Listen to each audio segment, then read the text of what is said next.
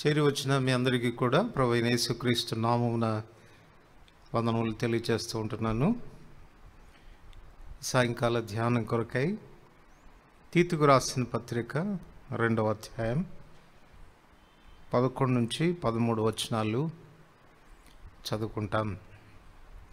తీతుకు రాసిన పత్రిక 2వ అధ్యాయం 11 నుంచి 13 వచనాల వరకు. ఏలైనగా సమస్త మనుషులకు రక్షణకరమైన దేవుని కృప ప్రత్యక్షమై మనం భక్తిహీనతను ఇహలోక సంబంధమైన దురాశలను విసర్జించి శుభప్రదమైన నిరీక్షణ నిమిత్తం అనగా మహాదేవుడును మన రక్షకుడైన యేసుక్రీస్తు మహిమ యొక్క ప్రత్యక్షత కొరకు ఎదురు చూచు ఈ లోకంలో స్వస్థబుద్ధితోనూ నీతితోనూ భక్తితోనూ బ్రతుకుచుండవలనని మనకు బోధించుచున్నది. అలాగనే తిమోతికి రాసిన మొదటి పత్రిక 3వ అధ్యాయం 16వ వచనం. తిమోతికి రాసిన మొదటి పత్రిక 3వ అధ్యాయం 16వ వచనం. నిరాక్షేపకంగా దైవభక్తిని గూర్చిన మర్మం గొప్పదైనది. ఆయన సశరీరుడిగా ప్రత్యక్షుడైను, ఆత్మ విషయమున నీతిపరుడని తీర్పు నొందెను, దేవదూతలకు కనబడెను, రక్షకుడని జనముల్లో ప్రకటింపబడెను, లోకమందు నమ్మబడెను, ఆరోహణుడై తేజోమయుడైను. చదువుకున్న ఈ లేఖన భాగములపై దేవుడు తన ఆశీర్వాదం ఉంచి చేరి వచ్చిన మనందరితో కూడా ప్రభు మాట్లాడినగాక. ప్రభు యొక్క సహాయం కొరకై చిన్న ప్రార్థన చేసుకుంటాను. ప్రేమగల తండ్రి, యేసు ప్రభువారి శ్రేష్టమైన నామమున మీ పాదములు చెంచని వందనములు చెల్లిస్తూ ఉంటున్నాను. ఈ రాత్రి వేళ మీ సన్నిధిలో గడపాలన్న ఆశ నీ బిడ్డల హృదయాల్లో మీరు ఉంచినందుకు వందనములు. చేరి వచ్చిన నన్ను మమ్మను మీ వాక్యం చేత దర్శించమని ప్రార్థిస్తూ ఉంటున్నాను. ఇందు నిమిత్తం చదువుకున్న ఈ లేఖన భాగాలని తిరిగి మీ చేతిలో పెట్టుకుంటుండగా మీరు విరచి ఆశీర్వదించి మాకు వడ్డించండి. ధర్మశాస్త్రంలోని ఆశ్చర్యకరమైన సంగతులు చూచినట్లు మా కన్నులు తెరవమని ప్రార్థిస్తుంటున్నాను. నేనైతే కేవలం నిష్ప్రయోజకమైన దాసుడను, బలహీనుడను, హద్దుబాట్లు కలిగిన వాడను. కృప చూపించుము. మా సమయం వృధా కాకుండా మీరు మాతో మాట్లాడుతురాగా మీ మెల్లనైన స్వరం మేము వినగలిగినట్లు కృప చూపుము. యేసు ప్రభు నామమున వందనములతో ప్రార్థిస్తున్నాం తండ్రి, ఆమేన్. చదువుకున్న ఈ లేఖన భాగములపై దేవుడు తన ఆశీర్వాదం ఉంచి చేరివచ్చిన మనందరితో కూడా ప్రభు మాట్లాడినగాక. తీతుకు రాసిన పత్రిక 2వ అధ్యాయం 11 నుండి 13 వచనాల వరకు మనం చదువుకున్నాం. 11వ వచనంలో చెప్పబడింది, ఏలైనగా సమస్త మనుషులకు రక్షణకరమైన దేవుని కృప ప్రత్యక్షమై. ఈ 3 వచనాల్లో మనం గమనిస్తే దేవుని కృప ప్రత్యక్షమైంది. దేవుని కృప ప్రత్యక్షమై అది మన జీవితాల్లో ఏం చేసింది అనంటే, మన జీవితాల్లో 3 ప్రాముఖ్యమైన సంగతులు అది కలుగు చేస్తున్నట్లుగా చూడవచ్చు. 11వ వచనంలో ఆ కృపకి ఏమని పేరు పెట్టాడంటే రక్షణకరమైన దేవుని కృప అని చదువుతున్నాం. ఆ తర్వాత 13వ వచనంలో గమనిస్తే మహాదేవుడును మన రక్షకునైన యేసుక్రీస్తు మహిమ యొక్క ప్రత్యక్షత కొరకు ఎదురు చూచుచు. మొదటిగా ఆ కృప మనకు రక్షణకరమైంది. రెండవది ఆ కృప శుభప్రదమైన నిరీక్షను మనకు కలుగచేసి మన రక్షకుని యొక్క ప్రత్యక్షత కొరకు ఎదురు చూచున్నట్లుగా అది మనల్ని చేస్తుంది. ఈ రెండింటికి మధ్యలో ఈ కృప చేసే మరొక విషయం ఏంటంటే, ఎదురు చూచుచు ఈ లోకంలో స్వస్థ బుద్ధితోనూ నీతితోనూ భక్తితోనూ బ్రతుకుచుండవలనని మనకు బోధించుచున్నది. అంటే ఒకటేమో భూతకాలాన్ని గురించి తెలియచేస్తుంది అంటే మన రక్షణార్థమైన దేవుని కృప అని. గత కాలంలో మనం రక్షించబడడంలో దేవుడు చూపినటువంటి ఆయన కృపను గురించి అది మాట్లాడుతుంది. వాస్తవానికి దేవుని కృప లేకుండా మనం ఎవరం కూడా రక్షించబడలేం. తిమోతికి రాసిన 2వ పత్రిక 1వ అధ్యాయం 9-10 వచనాలు మనం చదువుకుంటే, మన క్రియలను బట్టి కాక తన స్వకీయ సంకల్పమును బట్టి అనాది కాలంనే క్రీస్తు యేసునందు మనకు అనుగ్రహింపబడినది, క్రీస్తు యేసును మన రక్షకుని ప్రత్యక్షత వలన బయలుపరచబడినదియునైనా కృపను బట్టి మనలను రక్షించి. సో ఇది మన క్రియల వల్ల కలిగింది కాదు, దేవుని యొక్క స్వకీయ సంకల్పం. అనాది కాలంగా దేవుడు చేసిన తీర్మానం చొప్పున ఆ కృప మనకు ప్రత్యక్షపరచుకున్నట్లుగా చేశాడు. ఒక మాటలో చెప్పాలంటే ఈ కృప మన రక్షకుడైన యేసుక్రీస్తు ప్రభువారే అని చెప్పవచ్చు. యోహాను సువార్త 1వ అధ్యాయం 1వ వచనంలో, ఆదియందు వాక్యం ఉండెను, వాక్యము దేవుని యొద్ద ఉండెను, వాక్యమే దేవుడై ఉండెను అని చదువుతాం. 14వ వచనంలోకి వచ్చేసరికి, ఆ వాక్యము శరీరధారి అయి కృపా సత్య సంపూర్ణుడిగా మన మధ్యలో నివసించినని.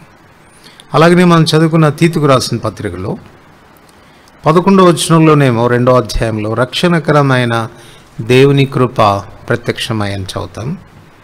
3వ అధ్యాయంలోకి వచ్చేసరికి 4వ వచనంలో మన రక్షకుడైన దేవుని యొక్క దయయు మానవుల ఎడల ఆయనకున్న ప్రేమయు ప్రత్యక్షమైనప్పుడు అనే మాట చదువుతున్నాం. కనుక మన రక్షకుడే ఆ కృపాని చెప్తున్నప్పుడు కృపా సత్య సంపూర్ణమైనటువంటి ప్రభువే ఆయన ప్రత్యక్షం కావాల్సి వచ్చింది. మన దీనస్థితి, మన దుస్థితి, మనం ఆయన కృప లేకుండా మనం రక్షించబడలేము.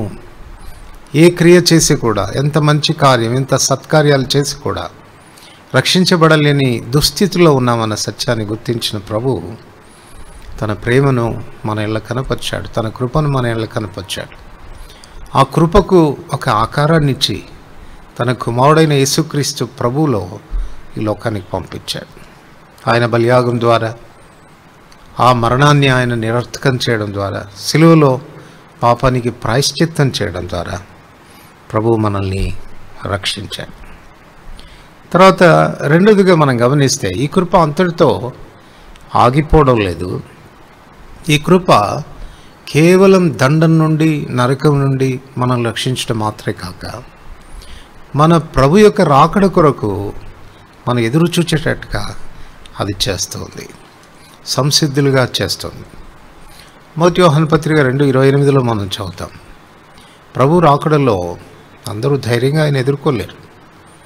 చిన్నపిల్లలారా, ఆయన ప్రత్యక్షమైనప్పుడు ఆయన రాకడ యందు మనం ఆయన ఎదుట సిగ్గుపడక ధైర్యం కలిగి ఉండున్నట్లు. కనుక ఆయన ప్రత్యక్షమైనప్పుడు సిగ్గుపడే గుంపు ఉంటారు, ధైర్యంగా ఆయన ఎదుర్కొనేటువంటి గుంపు కూడా ఉంటారు.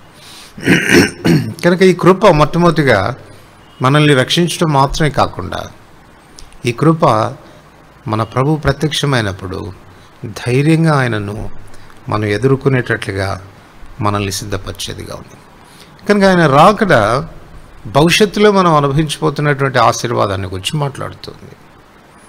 రక్షణ భూతకాలంలో ప్రభు ద్వారా మనం పొందిన ఆయన కృపను గురించి మాట్లాడితే, ఆయన రాకడను గురించినటువంటి సంగతి మన భవిష్యత్ జీవితాన్ని గురించి మాట్లాడుతుంది.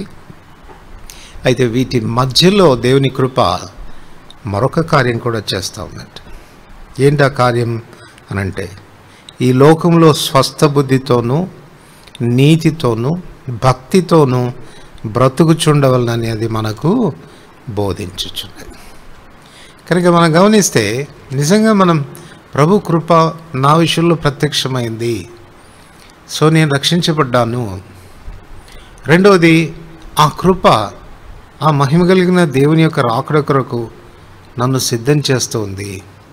ధైర్యంగా నేను ఆయన ఎదుర్కోగలను, ఆ విషయంలో దేవుడు నాకు కృపనిస్తున్నాడు అని చెప్పేటువంటి వాళ్ళు నిజంగా అది వాస్తవమైతే వర్తమాన కాలంలో దేవుని కృప భక్తితో నువ్వు బ్రతికేదానికి అది దోహదపడేదిగా ఉంటుంది. చాలా పర్యాలు భక్తిని గురించినటువంటి విషయాలకు వచ్చినప్పుడు మనకున్నటువంటి కాన్సెప్ట్ అనేది, అంటే మనకున్న అవగాహన, భక్తిని గురించిన మన గ్రహింపు చాలా పొరపాటులో మనం ఉంటూ ఉన్నాం. చాలా పర్యాలు ఏమనుకుంటామంటే ఒక వ్యక్తి క్రమంగా దేవుని ఇంటికి రావటం, క్రమంగా దేవుని ఆరాధించటం, ప్రార్థనలో పాల్పొందడం, సువార్తల్లో పాల్పొందడం, సేవ కొరకై దేవుని ఇంటి పనుల కొరకై సమర్పణలు చేసుకోవటం, వీటన్నిటిని చూసినప్పుడు ఒక వ్యక్తిలో ఇవన్నీ కూడా కనపడితే మనం ఇచ్చేటువంటి స్టేట్మెంట్ ఏంటంటే చాలా భక్తి కలిగిన వాడు అంటాం. కానీ భక్తిని గురించినటువంటి నిర్వచనం దేవుని వాక్యం చాలా చాలా స్పష్టంగా చెప్తుంది. 1 తిమోతి 3:16 మనం చదువుకున్నాం. ఈ వాక్యాన్ని గురించినటువంటి ధ్యానం మనం కాసేపు చేసి తర్వాత ప్రార్థనలో మనం వెళ్తాం. చూడండి, 16 చెప్తున్నాడు, దైవభక్తిని గురించినటువంటి విషయాన్ని గురించి చెప్తూ, నిరాక్షేపంగా దైవభక్తిని గురించిన మర్మం గొప్పదై ఉన్నది. ఈ భక్తి అనేది అదొక మర్మము అని అంటున్నాడు. చాలామందికి అర్థమయ్యేటువంటి విషయం కాదు ఇది.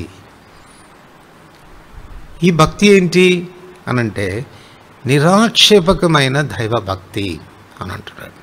అంటే ఈ భక్తిని ఎవరు ఆక్షేపణ చేయడానికి వీలు లేదు. ఇది భక్తి కాదు అంటానికి వీలు లేదు. వాస్తవికమైనటువంటి భక్తి ఇది. కనుక ఈ భక్తి ఒకవేళ మనకు రావాలి అనంటే దైవ కృప మనకు తోడ్పడితే కానీ ఇది సాధ్యమయ్యేటువంటి విషయం కాదు. మన రక్షణ విషయంలో దైవ కృప మనకు తోడ్పడింది. శుభప్రదమైన నిరీక్షణతో ప్రభు కొరకు ఎదురు చూడటానికి దైవ కృప మనకు దోహదపడుతుంది. ఈ మీన్ టైం మధ్యకాలంలో ప్రభు కొరకు భక్తిగా జీవించేదానికి దైవ కృప మనకెంతో అవసరం. ఈ కృప దోహదపడకపోతే భక్తిగా ఉన్నాను అని చెప్పుకునేటువంటి మనం భక్తి యొక్క భ్రమలో బతుకుతామేమో, కానీ వాస్తవికమైనటువంటి భక్తిని మన జీవితంలో కలిగి ఉండడం సాధ్యం కాదు అని చెప్పవచ్చు. ఈ నిరాక్షేపకమైన దైవభక్తి అంటే ఏంటి అన్నటువంటి విషయాన్ని పౌలు వివరిస్తూ తాను చెప్తున్నాడు. మొట్టమొదటిగా తాను అంటాడు, ఆ నిరాక్షేపకమైన భక్తి ఏదనగా ఆయన సశరీరుడుగా ప్రత్యక్షమాయను. ఆయన సశరీరుడుగా ప్రత్యక్షమాయను. ఆయన అంటే ఎవరు అనంటే యేసుక్రీస్తు ప్రభువుని గురించినటువంటి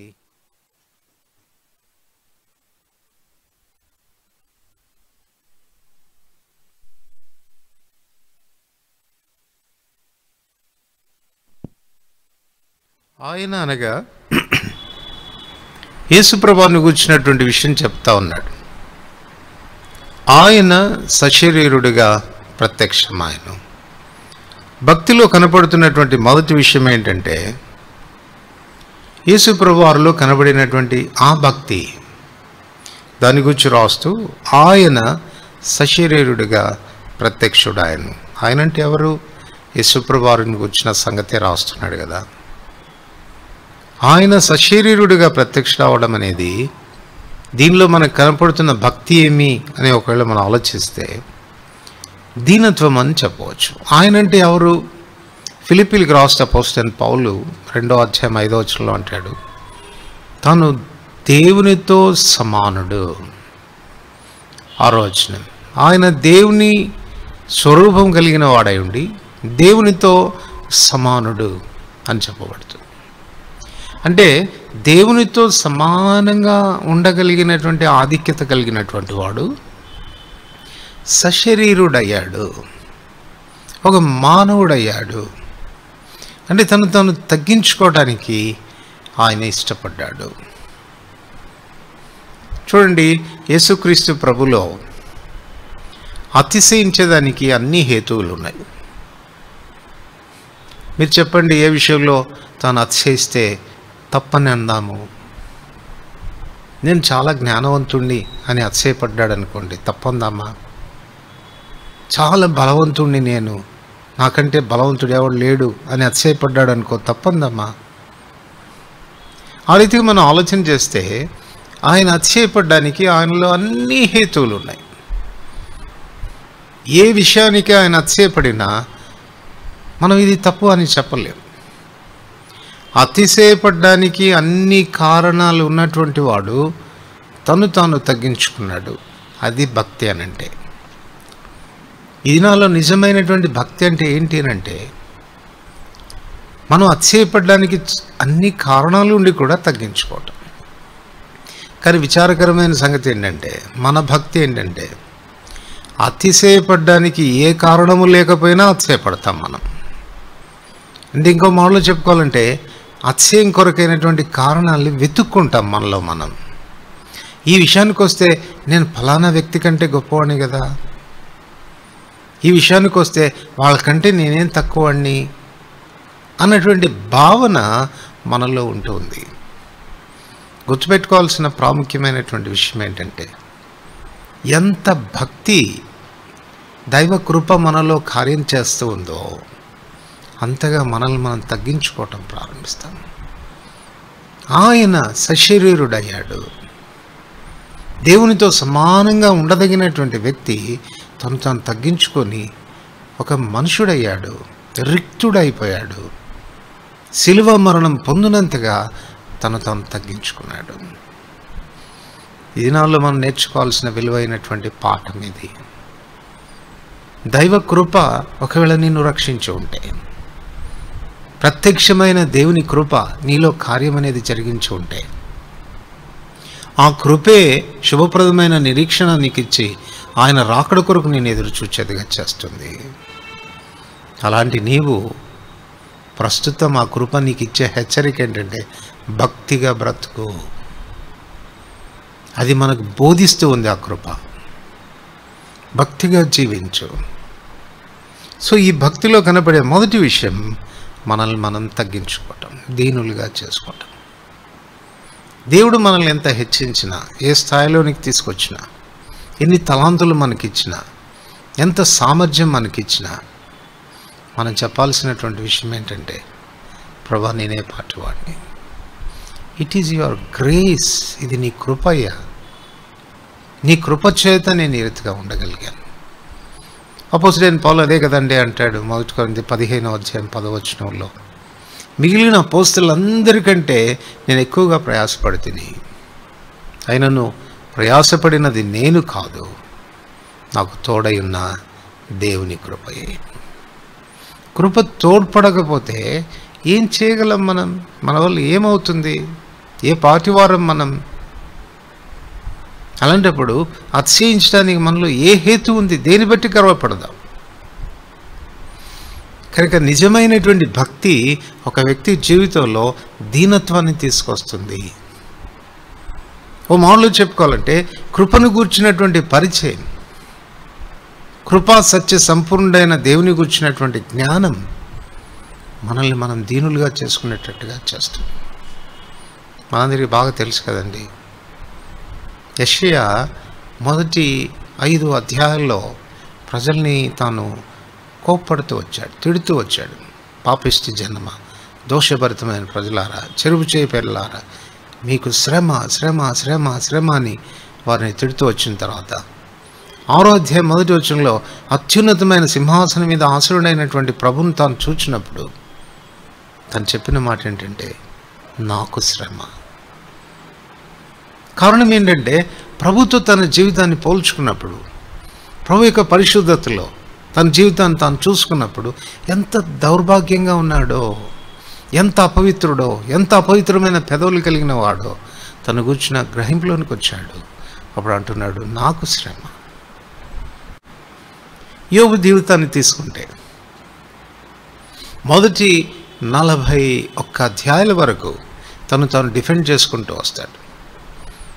కావాలంటే దేవునితో కూడా నేను వాదిస్తాను, నన్ను నేను రుజువుపరుచుకుంటాను నీతిమంతుడిని అని చెప్తాడు. 42వ అధ్యాయంలో ప్రభు తనకు ప్రత్యక్షమైనప్పుడు జరిగేటువంటి విషయం ఏంటంటే, వినికిడి చేత నిన్ను గురించిన వార్త నేను విన్నాను, అయితే ఇప్పుడు నేను కనులారా నిన్ను చూస్తూ ఉన్నాను, అందుచేత నన్ను నేను అసహించుకొని ధూళిలోను బూడిదలోను పడి పశ్చాత్తాపడుతున్నాను. ఇప్పుడు దాకా తన గురించి తాను డిఫెండ్ చేసుకుంటూ వచ్చినటువంటి వాడు ఎంత దీనుడైపోతున్నాడు, ఎంత తగ్గించుకుంటున్నాడు. అట్లాగనే యోహాను భక్తుని కూడా మనం చూడవచ్చు. శిష్యుడైనటువంటి యోహాను యేసు రొమ్మున ఆనుకున్నవాడు అని తన గురించి మనం వింటాం.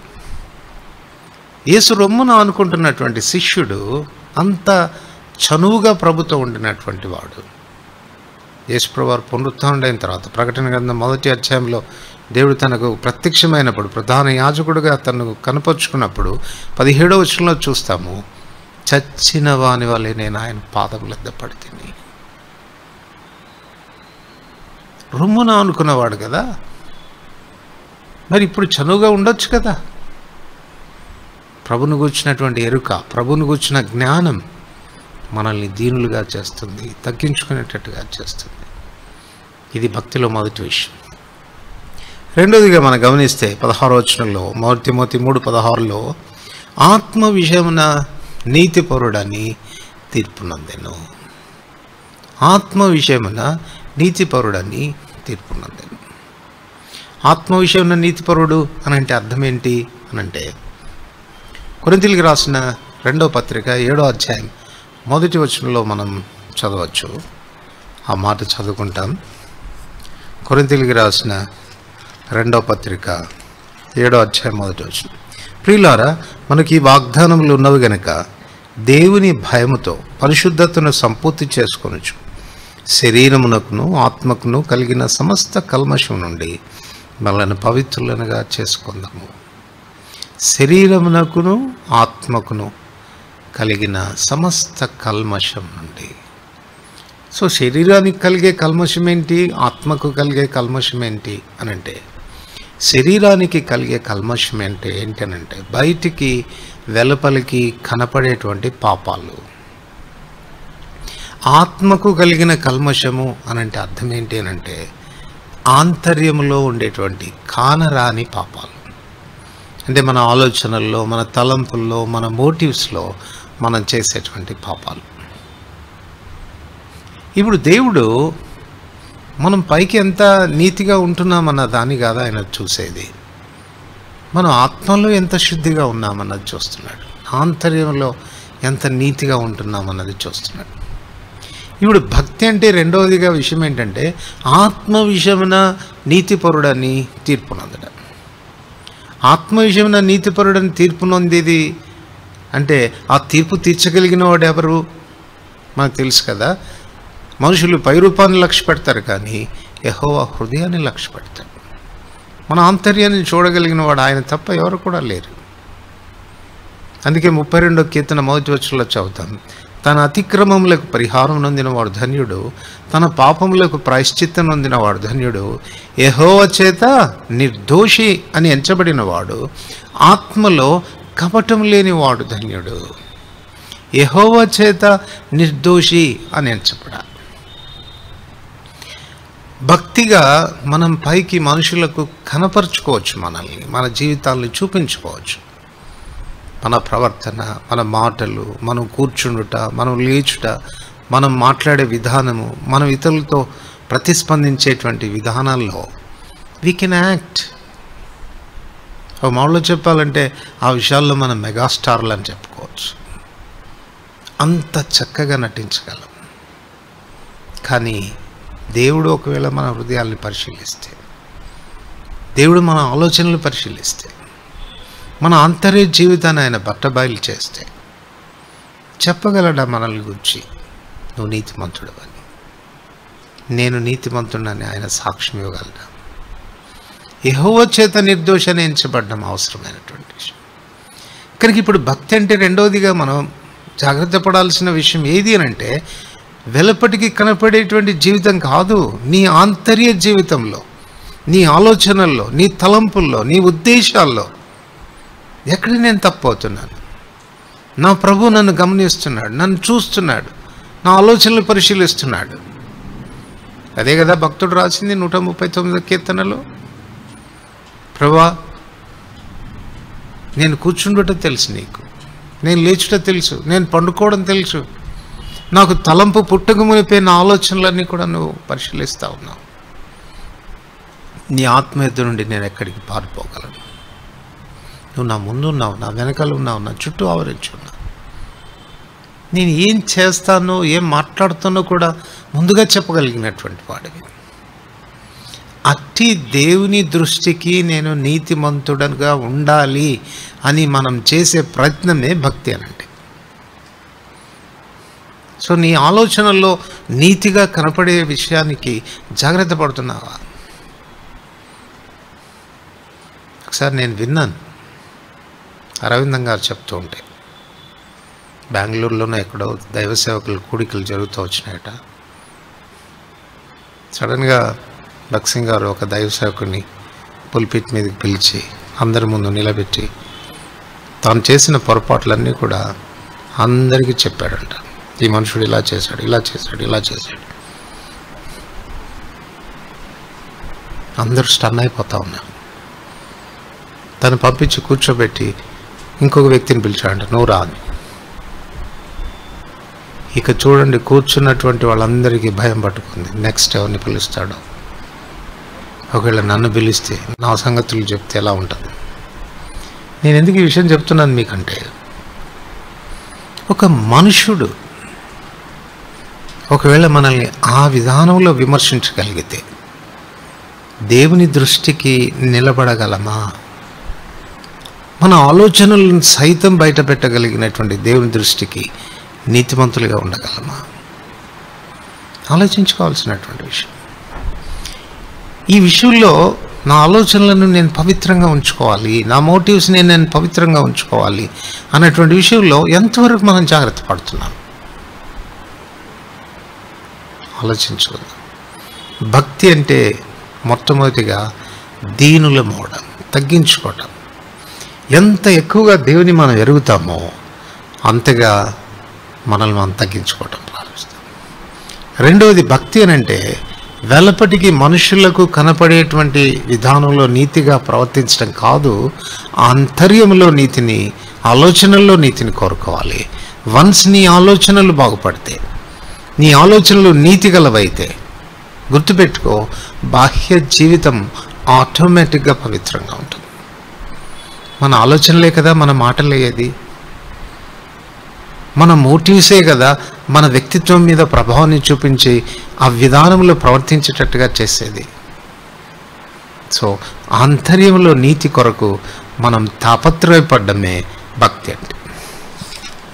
మూడో విషయానికి వస్తే, తిమోతికి రాసినటువంటి మొదటి పత్రిక 3వ అధ్యాయం 16వ వచనం, 3వ మాట చెప్తున్నాడు, దేవదూతలకు కనపడను. దేవదూతలకు కనపడను. ఈ సందర్భం ఎప్పుడు అనంటే, యేసుక్రీస్తు ప్రభువారు పునరుత్థానుడైన తర్వాత మిగిలిన ఎవ్వరికీ తాను కనపడక పూర్వం తాను దేవదూతలకు తాను కనపరుచుకున్నాడు.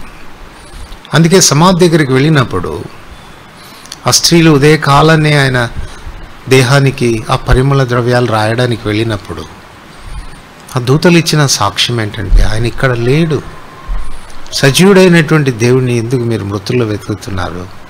ఆయన లేచి ఉన్నాడు, మీకంటే ముందుగా గలిలేకి వెళ్ళాడు, మీరు అక్కడ కలుసుకుంటారు ఆయన్ని అని వాళ్ళకి చెప్పినట్లుగా చూస్తాం. అంటే మరి ఎవ్వరూ కనబడకపోవడం, మరి ఎవ్వరికీ తాను కనపరుచుకోక పూర్వం మొట్టమొదటిగా దేవదూతలకి ఆయన కనపడ్డాడు. దీని నుంచి మనం నేర్చుకునే పాఠం ఏంటంటే, దేవదూతలు యేసుప్రభువారిని చూచినప్పుడు ఆయనను పునరుత్థానుడైన ప్రభుగా చూశారు. పునరుత్థానుడైనటువంటి ప్రభుగా చూశారు. ఈ దినాన నిజమైనటువంటి భక్తి అంటే ఏంటంటే, పునరుత్థాన శక్తితో జీవించడం.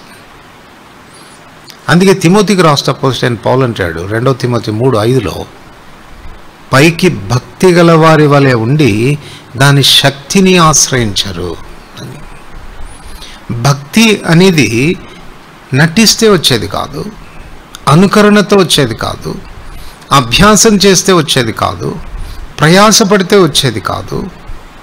భక్తి కృప ద్వారా వచ్చేది. దానికి కృప శక్తినిస్తుంది మనకు. నటించే భక్తి ఒక దినాన బయటపడుతుంది. ఈ దినాన నువ్వు భక్తిపరుడులాగా నిన్ను కనపరుచుకోవచ్చేమో, కానీ ఒక దినాన నీ భక్తి బయటపడుతుంది. కారణం ఏంటంటే భక్తిగా జీవించేటువంటి శక్తి మనలో లేదు. ఒక దినంకి వచ్చినప్పుడు అలసిపోతాము, అలా జీవించలేము, అలా ప్రవర్తించలేము. దైవ కృప తోడ్పడి ఆ కృప ద్వారా మనకు శక్తి లభ్యమైతే కానీ మనం భక్తిగా జీవించలేము. అందుకే ఆ శక్తిని బైబిల్ గ్రంథం ఏమంటుందంటే పునరుత్థాన శక్తి అంటుంది. అపోస్తలుడైన పౌలు తను రక్షించబడిన తర్వాత తన జీవితంలో తను మిక్కిలిగా ఆశపడింది ఏంటంటే ఈ శక్తిని కొరకు ఆయన ఆశపడ్డాడు. ఫిలిప్పీ 3వ అధ్యాయంలో రాస్తూ ఆయన అంటాడు, నేను క్రీస్తు ప్రభువారిని ఆయనను ఆయన పునరుత్థాన బలమును ఎరుగు నిమిత్తము అని చెప్పాడు. విశ్వాస జీవితంలో భక్తిగా జీవించేదానికి ఒక మాటలో చెప్పుకోవాలనంటే భక్తి అనంటే మన ప్రభువును పోలి జీవించడం, ఆయన వల్లే మనం బ్రతకడం. అలా బ్రతికేదానికి దేవుడు నీకు శక్తిని ఇస్తూ ఉన్నాడా? Are you enjoying his resurrection power? అది పునరుత్థాన శక్తితో మనం బ్రతుకుతున్నాము అన్నటువంటి విషయానికి దూతలు చూడాలి, లేక మనుషులు మనల్ని గమనించాలి.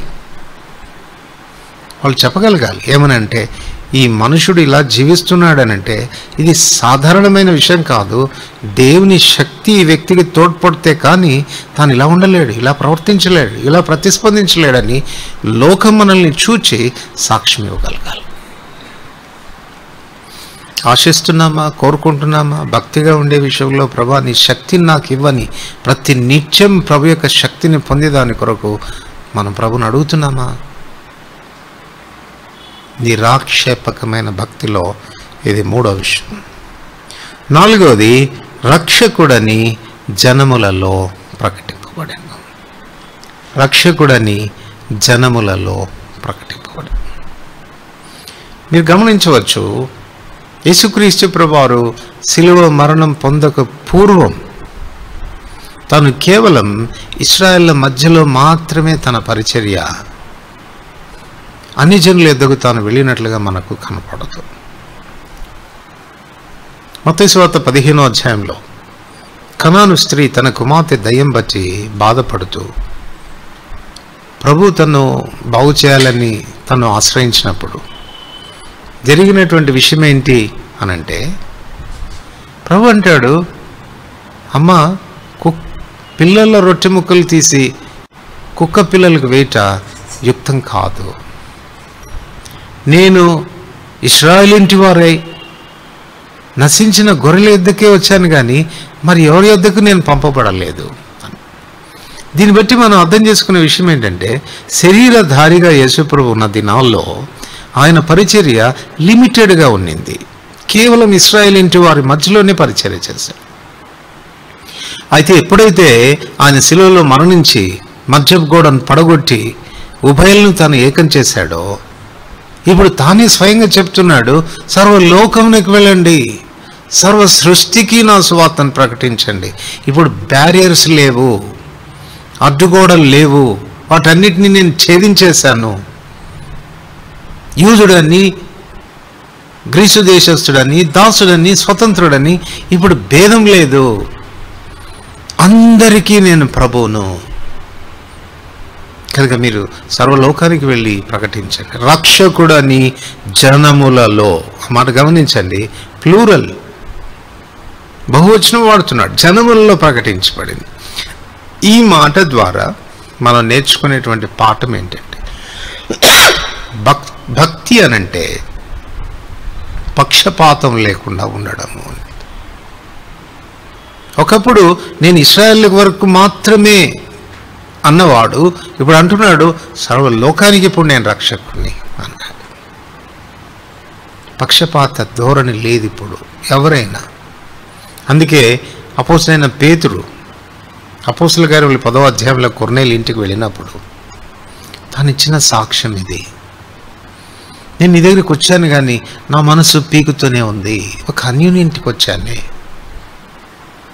అందుకే నేను ఆ మేడ గది మీదకి వెళ్ళి ప్రార్థనలో గడుపుతున్నప్పుడు పరవశుణ్ణయ్యాను. ఆకాశం నుండి ఒక దుప్పటి దిగి వచ్చింది, సకల విధములైన చతుష్పాద జంతువులు అందులో కనపడ్డాయి. ప్రభు అన్నాడు, లేచి చంపుకొని తినమన్నాడు. నేను అన్నాను, ప్రభా నిషిద్ధమైనది ఏది, అపవిత్రమైనది ఏది ఎన్నడూ నా నోటికి నేను రానిలేదు, ఇదేంటి తినమంటావే అని అంటే ఆ ప్రభు నాకు చెప్పాడు, నేను పరిశుద్ధపరిచిన దాన్ని, నేను పవిత్రపరిచిన దాన్ని నువ్వు నిషిద్ధమైనదిగా ఎంచకూడదు అన్నాడు. అప్పుడు అర్థమైంది కొర్నేలి, నాకు దేవుడు పక్షపాతి కాడని నేను నిజంగా గ్రహించాను. ప్రతి జనములోనూ ఆయనకు భయపడి నీతిగా నడుచుకున్న వాన్ని ఆయన అంగీకరిస్తాడని నాకు అర్థమైంది. అందుచేత నేను నీ దగ్గరకు వచ్చానయ్యా, లేకపోతే కనీసం మంచి నీళ్ళు కూడా మేము మీ దగ్గర ముట్టుకోము. ఈ దినాన దేవుడు పక్షపాతం లేకుండా అందరినీ ప్రేమిస్తూ ఉన్నాడు. విశ్వాసులారా గమనించండి, భక్తి అంటే పక్షపాతం లేకుండా ఉండడమే. మరి అది వాస్తవమైతే ఈ దినాన మనకు కులపిచ్చిపోయిందా, మత పిచ్చిపోయిందా, భాష పిచ్చిపోయిందా? ప్రతి జనములోనూ ఆయనకు భయపడి నీతిగా నడుచుకున్న వాడిని ఆయన అంగీకరిస్తాడు. ప్రతి జనములోనూ దేవునికి భయపడి నీతిగా నడుచుకునేవాడిని నీవు అంగీకరిస్తావా? నీ అమ్మాయికి పెళ్లి చేయడానికి ఇష్టపడతావా? నీ అబ్బాయికి పెళ్లి చేయడానికి ఇష్టపడతావా? కుల ప్రస్తావన లేకుండా, మత ప్రస్తావన లేకుండా నువ్వు చేయగలవారైతేగా. పక్షపాతాలు ఎందుకు ఇప్పుడు మనకు? ఒకవేళ నీకు పక్షపాతం ఉంది అనంటే గుర్తుపెట్టుకో, భక్తి లేదు అని అర్థం. నీ రాక్షేపకమైనటువంటి భక్తిలో కనపడేటువంటి విషయం ఏంటంటే పక్షపాత ధోరణి ఉండదు. ఒకవేళ దేవుడే పక్షపాతిగా ఉంటే ఆయన కేవలం ఇశ్రాయేలుకు మాత్రమే రక్షకుడు అయ్యేవాడు. ఆ మధ్య గోడను పడగొట్టాడు కదా, ఉభయలు ఏకం చేశాడు కదా. పడిపోయిన గోడల్ని మరలా మనం కట్టడం పాపం కాదా? ఆ వ్యత్యాసాలు మనం తెచ్చుకోవడం పాపం కాదా? ఇది మన భక్తి. ఆ తర్వాత రాశాడు, లోకమందు నమ్మబడెను. లోకమందు నమ్మబడెను. ఇది రెండో పాయింట్. ఆత్మ విషయమున నీతిపరుడని తీర్పు పొందేదానికి ఇది వ్యత్యాసం అని చెప్పుకోవాలి, అంటే వ్యతిరేకమైందని చెప్పుకోవాలి. అంటే ఆత్మ విషయమున నీతిపరుడని తీర్పు పొందడం అని అంటే ఆంతర్యములో, ఆలోచనల్లో మనం నీతిగా ఉండడం. లోకమందు నమ్మబడడం అంటే లోకం మనల్ని నమ్మాలి. లోకం ఎట్లా నమ్ముతుంది? లోకం మన ఆలోచనలు చూడలేదు, మన ఉద్దేశాలను చూడలేదు, మన తలంపులను చూడలేదు. మరి నువ్వు భక్తి కలిగిన వాడని లోకం ఎలా చెప్తుంది? లోకం ఎలా నమ్ముతుంది నిన్ను అంటే నీ సత్ప్రవర్తన ద్వారా, వెలుపటికి కనపడేటువంటి ఆత్మీయమైనటువంటి జీవితం ద్వారా. నీ ప్రవర్తన చూసినప్పుడు, నీ మాటలు చూసినప్పుడు, నువ్వు ప్రతిస్పందించే విధానం చూసినప్పుడు, నువ్వు జీవించే విధానం చూసినప్పుడు, ఒక భక్తుడు అంటాడు, మన మాటల కంటే మన జీవితాలు ఎక్కువగా గట్టిగా పలుకుతాయని. So how you are going to live, ఎలా జీవిస్తావు నువ్వు, ఎలా ప్రతిస్పందిస్తావు అనే దాన్ని బట్టి ప్రజలు మనల్ని నమ్మాలి. వీళ్ళు భక్తులండి, దేవుని భక్తులండి, మహోన్నతుడైన దేవుని సేవకులండి వీళ్ళు. మన గురించి లోకం నమ్మాలి. ఎప్పుడు నమ్ముతుంది? మన వెలుపటి జీవితాలు, మన సత్క్రియలను వారు చూచినప్పుడు. అందుకే మత్తయి సువార్త 5:16 రాస్తాడు, మీ సత్క్రియలను చూచి పరలోకమందున్న దేవుని వారు మహిమపరచునట్లు వారి ఎదుట మీ వెలుగు ప్రకాశింపనీయుడి. వెలుగు అని చెప్తున్నప్పుడు సత్క్రియలే, వెలుగు అని చెప్తున్నప్పుడు సాక్ష్య జీవితమే. యోహాను సువార్త 5:35 మనం చదువుతాము, అతడు ప్రకాశించుచు మండుచున్న దీపమైనట్టుండెను. మీరు అతని వెలుగులో కొంతకాలం ఉండుటకు ఇష్టపడితిరి. 36వ వచనంలో రాస్తాడు, యోహాను కంటే ఎక్కువైన సాక్ష్యం నాకు కలదు. వాస్తవానికి అక్కడ ఏం రాసి ఉండాలంటే, యోహాను కంటే ఎక్కువైన వెలుగు నాకుంది అని చెప్పాల్సింది వెలుగుకు పర్యాయపదంగా సాక్ష్యం అనే మాట వాడాడు. ఇది మన సాక్ష్యం ఎట్లా ఉంది? మనలో ఆ వెలుగును, మనలో ఆ సత్క్రియలను ప్రజలు చూడగలుగుతున్నారా? లోకం నమ్ముతుందా? అంతియోకయలో మొట్టమొదటి పర్యాయము శిష్యులు క్రైస్తవులు అనబడిరి. శిష్యులకు క్రైస్తవులని పేరు పెట్టింది ఎవరు? అన్యులు పెట్టారు. ఎందుకు ఆ పేరు పెట్టారు వాళ్ళు అనంటే, వీళ్ళకి ఏమని పేరు పెట్టాలి? వీళ్ళు చాలా భిన్నంగా ఉన్నారు, మనలాగా లేరు. మనలాగా కుల భేదాలు లేవు, మత భేదాలు లేవు, మనలాగా ఈర్ష్య లేదు, పగ లేదు, ద్వేషం లేదు. ఏంటి ఆ ప్రేమ? ఏంటి ఆ రైతుగా కలుసుకోవటం? ఏంటి ఒక్కరిగా అందరు కలిసి భోజనం చేయటం? వాళ్ళు మాట్లాడే విధానం ఏంటి? అచ్చం యేసయ్యలాగా ఉన్నారు, అచ్చం క్రీస్తులాగా ఉన్నారు. కనుక వీళ్ళని క్రైస్తవులు అంటే బాగుంటుందేమో అని వాళ్ళు పెట్టినటువంటి పేరు. ఇది నిన్ను కానీ, నీ వేషధారణ కానీ, నీ జీవితాన్ని కానీ, నీ ప్రవర్తన కానీ, నీ బట్టల్ని కానీ, నీ పోకడని కానీ ప్రజలు చూస్తున్నప్పుడు వీళ్ళు నిజంగా క్రైస్తవులని మనల్ని గురించి చెప్పగలరా? లోకం నమ్మాలండి మనల్ని. చాలా పర్యాలు మనం చెప్పుకుంటే కానీ లోకానికి తెలియదు మనం క్రైస్తవులమని. కారణం ఏంటంటే వాళ్ళు ఎలా ప్రవర్తిస్తారో అలా ప్రవర్తిస్తాం.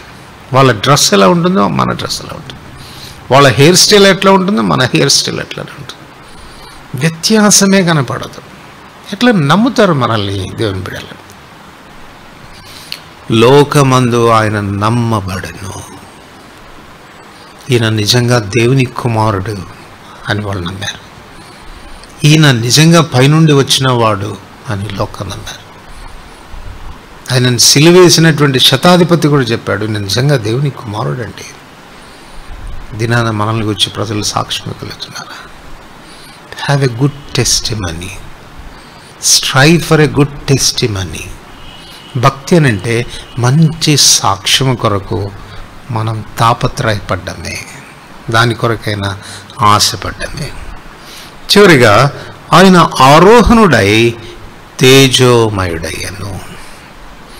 ఆరోహణుడై తేజోమయుడు. యోహాను సువార్త 17వ అధ్యాయం, యోహాను సువార్త 17వ అధ్యాయంలో ఒక్క మాట చదివించి నేను ముగిస్తాను. యోహాను సువార్త 17వ అధ్యాయం 5వ వచనం. తండ్రి, లోకం పుట్టక మునుపు నీ యొద్ద నాకు ఏ మహిమ ఉండెనో ఆ మహిమతో నన్ను ఇప్పుడు నీ యొద్ద మహిమపరచుము. యేసుప్రభువారు తాను తిరిగి వెళ్ళిపోవాల్సిన గడియ వచ్చిందని తెలుసుకున్నప్పుడు తండ్రికి తాను చేస్తూ వచ్చిన ప్రార్థన ఇది. లోకము పుట్టక మునుపు నీ యొద్ద నాకు ఏ మహిమ ఉండెనో ఆ మహిమతో ఇప్పుడు నీ యొద్ద నన్ను మహిమపరచు. అంటే అర్థం ఏంటి అని అంటే, లోకం పుట్టక మునుపు తాను తండ్రి యొద్ద ఉండగా తనకి ఎటువంటి మహిమ ఉన్నింది అంటే, మళ్ళీ మొదట్లో మనం చెప్పుకున్నాం ఫిలిప్పీ 2వ అధ్యాయం 6వ వచనంలో తాను దేవునితో సమానుడు. ఇప్పుడు తాను అంటున్నాడు, ఏమంటున్నాడంటే, నేను లోకం పుట్టుక మునుపు నేను నీ యొద్ద ఉన్నప్పుడు నాకు ఎట్లాంటి మహిమ ఉన్నిందో అదే మహిమ 1% కూడా తగ్గడానికి వీల్లేదు. అట్లాంటి మహిమతోనే ఇప్పుడు నువ్వు నన్ను మళ్ళా మహిమపరచాల. దానికి రీజన్ చెప్తున్నాడు ఎందుకు ఆ రీతిగా మహిమపరచాలనడానికి.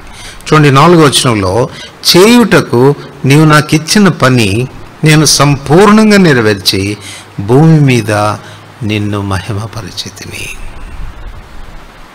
చేయుటకు నీవు నాకు ఇచ్చిన పని నేను సంపూర్ణంగా నెరవేర్చితిని. ఇప్పుడు చెప్పండి, భక్తి అనంటే చివరిగా భక్తి అంటే అర్థం ఏంటనంటే, దేవుడు భూమి మీద మనం చేయుటకు ఇచ్చినటువంటి పనిని నెరవేర్చేటువంటి విషయంలో పని కలిగి ఉండడం. మన జీవితం యొక్క ముగింపులో మనం ఏం చెప్పగలగాలంటే, I have completed my course, నా పనిని నేను తుదముట్టించాను అని అపోస్తలుడైన పౌలులాగా చెప్పగలగాలి. మహిమ భూమి మీద ఉండగా దేవుడు మనకిచ్చినటువంటి బాధ్యతను నిర్వర్తించే విషయంలో ఎంత పని కలిగి ఉంటూ వచ్చినాము, ఎంత శ్రద్ధతో చేశాము, ఎంత కంప్లీట్గా చేశాము అన్న దాని మీద అక్కడ మన మహిమ ఆధారపడి ఉంది. అందుచేత ఎంత ధైర్యంగా తాను చెప్తున్నాడంటే, ప్రభువా, లోకం పుట్టక మునుపు నేను నీ యొద్ద ఉండగా నాకు ఎట్లాంటి మహిమ ఉన్నిందో అలాంటి మహిమతోనే నన్ను మహిమపరచు అని అంటున్నాడు. కారణం, నువ్వు నాకు ఇచ్చిన పని భూమి మీద కంప్లీట్గా నెరవేర్చానయ్యా. నేను ఈ మాట చెప్పగలమా? మనం ఒకవేళ ఈ మాట అన్నామనుకో, ప్రభా, భూమి మీద చేయుటకు నీవు నాకు ఇచ్చిన పనిని సంపూర్ణంగా నేను నెరవేర్చాను అని చెప్తే ప్రభు మనల్ని ఒకలాగా చూస్తాడేమో. ఒరే, అసలు ఇప్పుడు చేసావురా నువ్వు? అసలు నీకు నేను ఏం పని ఇచ్చానో తెలుసా నీకు? ఆ పని నిర్వర్తించే విషయంలో ఎంత సమయాన్ని వెచ్చించావు, ఎంతవరకు చేసావు, ఎలా చెప్పగలుగుతున్నావు నెరవేర్చానని? భక్సింగ్ గారు చెప్పేవారు కదా, ఒక విశ్వాసికి ఉన్న అత్యున్నతమైనటువంటి ఆధిక్యత ఏది అని అంటే, దేవుని చిత్తం నెరిగి ఆ చిత్తంను నెరవేర్చటం. నీ విషయంలో పర్టికులర్గా నా జీవితం విషయంలో దేవుడు కలిగి ఉన్నటువంటి తలంపు, ఎందుకు పంపాడు భూమి మీదకి మనల్ని, ఏం పనిచ్చాడు దేవుడు మనకు అన్నటువంటి విషయాన్ని ఎరిగినటువంటి వారమై ఆ పనిని నిర్వర్తించే విషయంలో పని కలిగి ఉండి అపోస్తలుడైన పౌలులాగా కంప్లీట్ చేశాను, నేను నా పని తుదముట్టించాను అని చెప్పగలిగినటువంటి వాళ్ళకే మహిమ ఉంటుంది అక్కడ. ఆరోహణుడై తేజోమయుడయ్యాను అంటే ఈ వాజ్ గ్లోరిఫైడ్ అన్నట్టు. ఒకవేళ మన జీవితాన్ని మనం ఆలోచించుకుంటే ఆరోహణులమై జీరో బల్బులుగా ఉంటామేమో. మనలో కూడా వెలుగుంటుంది, ఏ అనుమానం లేదు, ఎక్కడో మిణుకు అంటూ ఉంటామేమో. దేవుని ఉద్దేశం అది కాదు. రక్షించినటువంటి ఉద్దేశంలో ఆయన ఉద్దేశం ఏంటి అని అంటే, కంప్లీట్గా మనల్ని మహిమపరచాల. ఎంతగా మహిమపరచాలో తెలుసా? తన కుమారునితో సమానంగా మనల్ని మహిమపరచాలని కోరుతున్నాడు. అందుకొరకే మన హెబ్రీ 2వ అధ్యాయంలో మనం చదువుతాం, ఆయన అనేకులైన కుమారులను మహిమకు తెచ్చుచుండగా. దేవుని రాజ్యంలో ప్రవేశించడం గొప్ప సంగతి కాదు. కారణం ఏంటంటే, ఇది నీ వలన కలిగింది కాదు, ఆయన కృప చేత జరిగింది. దానికి మనం అర్హులం కాదు, ఏ సత్క్రియ చేసి కూడా దాన్ని సాధించలేం మనం. ప్రభు తన కృప చేత ఆ ఎంట్రన్స్ మనకిచ్చాడు, ప్రవేశం మనకిచ్చాడు. దానికి నువ్వు అతిశయపడడానికి ఏ కారణం లేదు. అందుకే ఎఫెసీ 2వ అధ్యాయంలో చదువుతాడు, ఇది క్రియల వల్ల కలిగినది కాదు, కనుక మనలో ఎవడు దీని గురించి మనం అతిశయించకూడదని రాశాడు. మహిమ ఆ రీతిగా కాదు. ఎంత భక్తితో బ్రతుకుతావు ఈ భూమి మీద, నిజమైన భక్తితో ఎంతగా బ్రతుకుతావు నా దాని మీద మహిమ ఆధారపడు. కనుక నిజమైన భక్తి అంటే ఏంటి అడుగుదాం. మొట్టమొదటిది, నిజమైన భక్తి మనల్ని దీనులుగా చేస్తుంది. ఎంత ప్రభుని ఎరగడం ప్రారంభిస్తామో అంత తగ్గించుకోవటం ప్రారంభిస్తాం. రెండవది, ఆత్మ విషయంలో నీతి పనులు అని అంటే, మన ఆలోచనల విషయంలో, తలంపుల విషయాల్లో, మోటివ్స్ విషయాల్లో మనల్ని మనం నీతిగా ఉంచుకునే దాని కొరకైన తాపత్రయం, దాని కొరకు మనం పడే ప్రయాస. ఎవరు నిన్ను జడ్జ్ చేయలేరు, నీ తలంపులను ఎవరు చూడలేరు, నీ మనసుని ఎవరు చూడలేరు, ఒక్క దేవుడు తప్ప. భయపడు ఆయనకి. ఆయన నన్ను గమనిస్తున్నాడు, నన్ను చూస్తున్నాడు, నా చర్యలను గమనిస్తున్నాడు, నా తలంపులు గమనిస్తున్నాడు అన్న భయంతో బ్రతకడం భక్తి. మూడవది, దేవదూతలకు తాను కనపడ్డాడు. అంటే పునరుత్థాన శక్తితో, పునరుత్థాన బలంతో ప్రతి దినం మన ఆత్మీయ జీవితం కొరకైనటువంటి పునరుత్థాన శక్తిని కోరుకుంటూ జీవించడం భక్తి. నాలుగవది, రక్షకుడని జనముల్లో ప్రకటించబడు, పక్షపాత ధోరణి లేకుండా ఉండడం అనేది భక్తి. ఐదవది, లోకమందు నమ్మబడ్డాడు. అంటే తన ప్రవర్తన చూచిన వాళ్ళు, తన ప్రతిస్పందనలు చూచిన వాళ్ళు, తాను జీవించిన విధానాన్ని చూచిన వాళ్ళు ఒప్పుకున్నారు ఈయన నిజంగా లోకరక్షకుడని. మనల్ని గురించి ప్రజల రీతి ఒప్పుకోవాలి, నిజంగా వీళ్ళు భక్తులండి, దేవుని బిడ్డలండి అని మనల్ని గురించి సాక్ష్యం ఇవ్వాలి. చివరిగా ఆయన ఆరోహణపడే తేజోమయుడు అయినాడు. అంటే దేవుడు తనకిచ్చినటువంటి పనిని సంపూర్ణంగా నెరవేర్చి భూమి మీద దేవుని మహిమపరిచాడు కనుక తాను కూడా దేవుని సన్నిధిలో మహిమపరచబడ్డాడు. ఒక దినాన ప్రభు ప్రత్యక్షమై మనల్ని తీసుకుని వెళ్ళినప్పుడు అతి మహిమలోనికి ప్రవేశించబోతున్నాం. ఎంత బ్రైట్గా ఉంటావో, ఎంత మహిమ నీకు ఆరోపించబడుతుందో అన్నది భూమి మీద ఎంతగా ఆయన కొరకు బ్రతికావు, ఎంతగా ఆయన చిత్తాన్ని నెరవేర్చావు అన్న దాని మీదనే ఆధారపడింది. అంచేతనే పరలోకంలో తప్పకుండా స్థానాల విషయాల్లో వ్యత్యాసాలు ఉన్నాయి, మహిమ విషయంలో వ్యత్యాసం ఉంది. ఎంట్రన్స్ ఫ్రీ, ఆయన కృప ద్వారా కలిగింది. మహిమ ఫ్రీ కాదు సుమా. దాని కొరకు భక్తిగా జీవిద్దాం, ప్రార్థన చేసుకుంటాం.